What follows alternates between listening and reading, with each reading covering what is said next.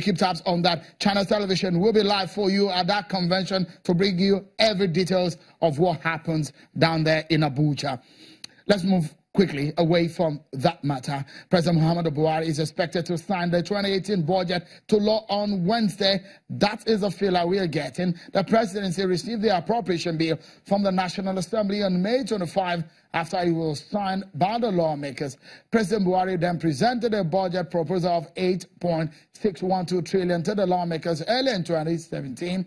Precisely in November, with hopes that the bill would be passed in December of that year, but it took 6 months for that to happen, where the lawmakers accused the ministries, departments and agencies of government frustrating the passage by failing to submit the breakdowns of the budget proposal.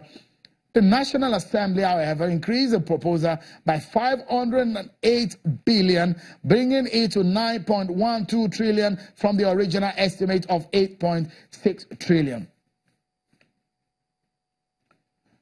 So let's quickly touch base with the presidency and hear from them what exactly is happening to the budget, when it will be signed, and where do we go from here. Joining us from Abuja is a special advisor to the president on media and publicity, Mr. Adesina. He joins us on the program tonight. Many thanks for your time on the program. Tell us, which day, tomorrow, next tomorrow, which days precisely is the president putting, signing the budget? Yeah, thank you. Good evening. The budget will be signed on Wednesday by 12 noon. That's the position.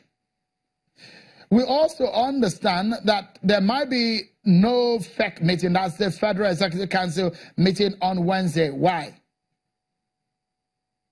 Well, when the last FEC meeting ended on Wednesday last week, it was already pointed out that Friday and Monday were going to be public holidays. And those are the days critical to the preparation of memos for FEC. So the president already said, let's put FEC ahead by a week because there will be holidays on Friday and Monday. We take a breather. Mr. Adesina, stay with us. We dissect more on some of these issues relating to the budget and some of the issue on the top, from Ghana and the nation. That's after now, everyone. Join us again.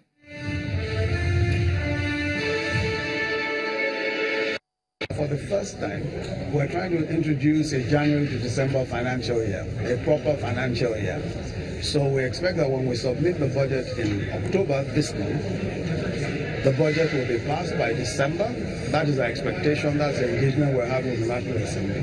So we can start implementing the budget from January. You have to understand that we have changed the financial year. It's now running from January to December. So for us to begin to implement the budget, we must get it passed in good time. It cannot be as it were before. It's our intention this year to pass the general budget along with the parastatals budget. And as such, parastatals as well should ensure that they do not also cause any delay, because we're not going to pass the general budget without the budget of the parastatals, because we gave them a deadline also for the parastatals to make sure that they've submitted their budget. What are we debating about a document that is totally fictitious?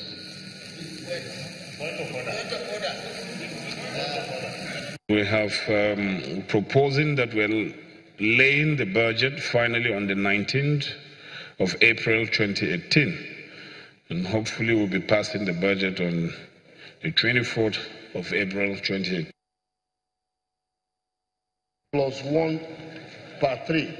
He's saying that no part of the amount aforesaid shall be released from the Consolidated Revenue Fund of the Federation after the end of the year, mention 1 of this section. And subsection 1 says that it ends by December 31st, 2018, which is in conflict with clause 11.